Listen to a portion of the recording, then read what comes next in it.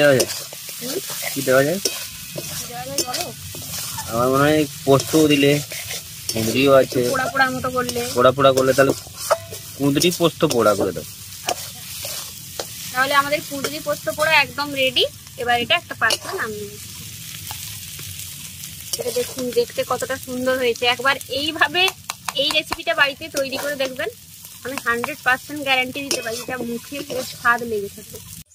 নমস্কার বন্ধুরা, সানার কিচেনে আপনাদের সবাইকে স্বাগত। আজ আবার চলে এসেছি আপনাদের সঙ্গে একটি রেসিপি শেয়ার করতে। আজকে নিয়ে এসেছি অনেকগুলো কুঁদরি। এই কুঁদরিগুলো দিয়েই আজকে একটা নতুন রেসিপি আপনাদের তৈরি করে দেখাবো। এই রেসিপিটা খেতে কিন্তু দারুণ লাগে আর বানানো খুবই সহজ।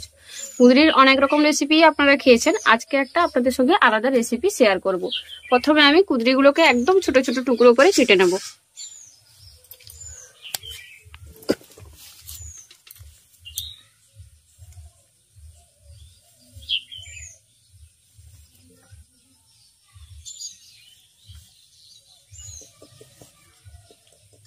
দেখুন একদম সরু সরু টুকরো করে, ছোট ছোট টুকরো করে এইভাবে কেটে নিচ্ছি। আর কুঁদরিগুলো কাটার সঙ্গে সঙ্গে জলের মধ্যে ফেলে দিচ্ছি, কারণ কুঁদরির মধ্যে প্রচুর পরিমাণে কষ থাকে, তার জন্য জলের মধ্যে ফেলে দিলে সেটা আর কালো হবে না।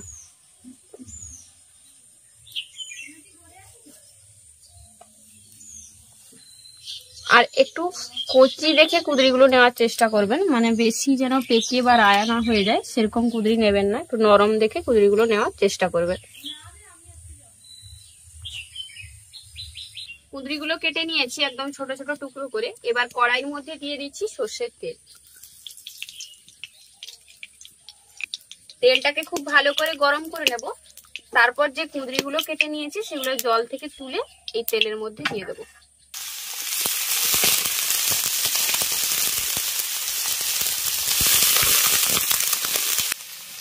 কুঁদরিগুলো দিয়ে দিয়েছি। এবার এর মধ্যে দিয়ে দেবো স্বাদ মতো লবণ আর হলুদের গুঁড়ো। হলুদ আর লবণ দিয়ে কুঁদরিটাকে ভালো করে আগে ভেজে নেব।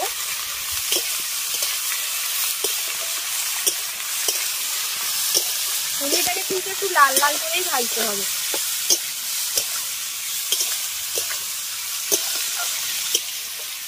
এর মধ্যে যেহেতু কোনো জল ব্যবহার করব না, তাই অল্প আঁচে কুঁদরিটাকে ঢাকা দিয়ে ভাজবো, যাতে কুঁদরিটা সেদ্ধও হয়ে যায় আর খুব ভালোভাবে ভাজাও হয়ে যায়। কুঁদরি ভাজতে বসিয়ে দিয়েছি। এবার চলুন একটা মশলা তৈরি করে নিই। মশলার জন্য লাগবে চিনেবাদাম। অল্প পরিমাণে 1 মুঠো চিনেবাদাম নিয়েছি। প্রথমে চিনেবাদামটাকে ভালো করে একদম বেটে নেব।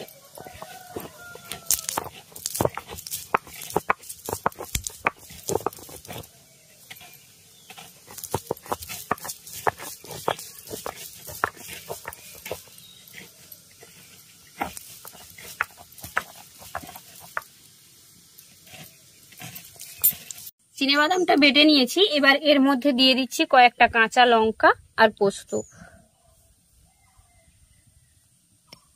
এবার এটাকেও চিনেবাদামের সঙ্গে বেটে নেব। পোস্তটা কিন্তু বেশি মিহি করে বাটবো না, এই পরে ব্যবহার করলাম। আগে চিনেবাদামটাকে মিহি করে বেটে নিয়েছি, তারপর পোস্তটা ব্যবহার করেছি।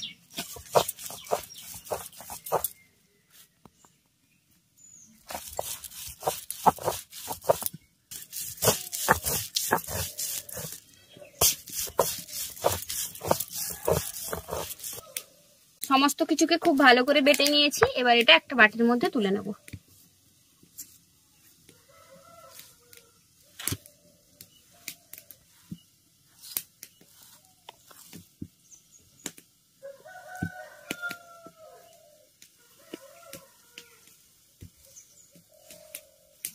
মশলা বেটে নেওয়া হয়ে গেছে। এদিকে আমার কুঁদরিটাও ভাজা হয়ে এসছে, একটু লাল লাল হয়ে এসছে, আর একটু লাল করে ভেজে নেব। কুঁদরি ভাজার সময় একটু বেশি পরিমাণে তেল ব্যবহার করেছি, তবে কুঁদরিটা ওঠানোর সময় যাতে তেলটা কড়াইয়ের মধ্যে থেকে যায় আর কুঁদরিটা তুলে নেওয়া যায় সেভাবেই কুঁদরিটাকে তুলতে হবে। এর থেকে অল্প একটু কম পরিমাণে তেল দিয়েও কিন্তু এটা করা যাবে। কুঁদরিটাকে লাল করে ভেজে নিয়েছি। এবার এটা তুলে নেব। কুঁদরিটা তুলে নেওয়ার পর আর একটু পরিমাণে সর্ষের তেল আমি কড়াইয়ের মধ্যে দিয়ে দিলাম।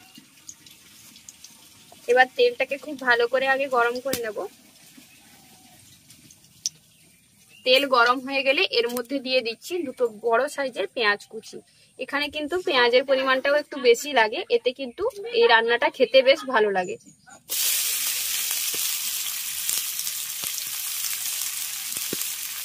পেঁয়াজটা নরম করার জন্য সামান্য একটু পরিমাণে লবণ দিয়ে দিচ্ছি। পেঁয়াজটা ভেজে নিয়েছি। পেঁয়াজটা কিন্তু বেশি কড়া করে ভাজবো না, একটু নরম হয়ে গেলেই এর মধ্যে যে বাটা মশলাটা তৈরি করেছিলাম, মানে চিনেবাদাম, পোস্ত আর কাঁচা লঙ্কা দিয়ে, সেটা দিয়ে দেবো। পেঁয়াজটা খাওয়ার সময় মুখে করলেই বেশি স্বাদ লাগে, তাই অল্প করেই পেঁয়াজটাকে ভেজে নিলাম।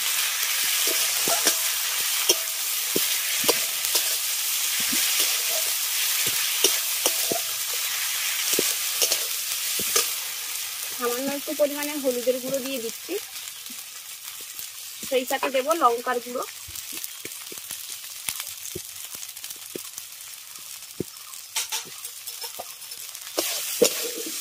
মশলাটাকে একটু ভেজে নেবো, যেহেতু চিনেবাদামটা ব্যবহার করেছি তাই একটু ভেজে নিচ্ছি, যাতে বাদামের কাঁচা গন্ধটা চলে যায়।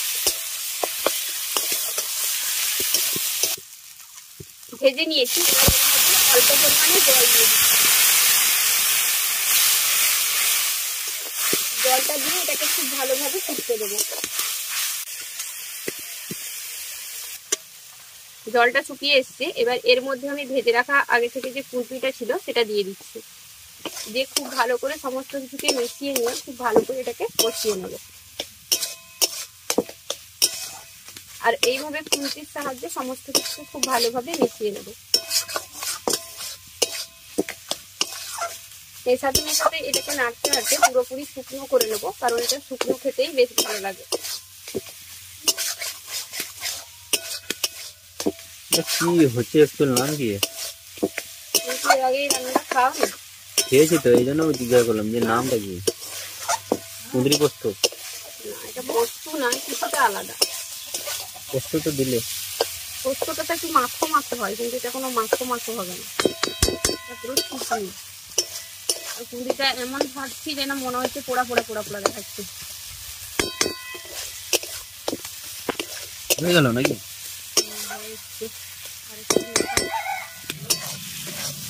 এটার নাম কি দেওয়া যায় বলো তো? কি দেওয়া যায়? কি দেওয়া যায়? কি দেওয়া যায় বলো? আমার মনে হয় পোস্ত দিলে, কুঁদরিও আছে। পোড়া পোড়ার মতো করলে, পোড়া পোড়া করলে তাহলে কুঁদরি পোস্ত পোড়া করে দাও।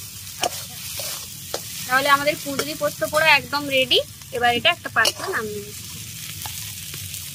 এটা দেখুন দেখতে কতটা সুন্দর হয়েছে। একবার এইভাবে এই রেসিপিটা বাড়িতে তৈরি করে দেখবেন, আমি 100% গ্যারান্টি দিতে পারি এটা মুখে পুরো স্বাদ লেগে থাকবে।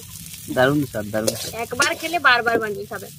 এটা কিন্তু নিরামিষও রান্না করা যায়, শুধু পেঁয়াজটা বাদ দিলেই হলো। তবে পেঁয়াজ দিলে এর টেস্টটা আরো অনেক গুণে বেড়ে যায়। তৈরি হয়ে গেল গরম ভাতে পরিবেশনের জন্য গরম গরম কুঁদরি পোস্ত পোড়া।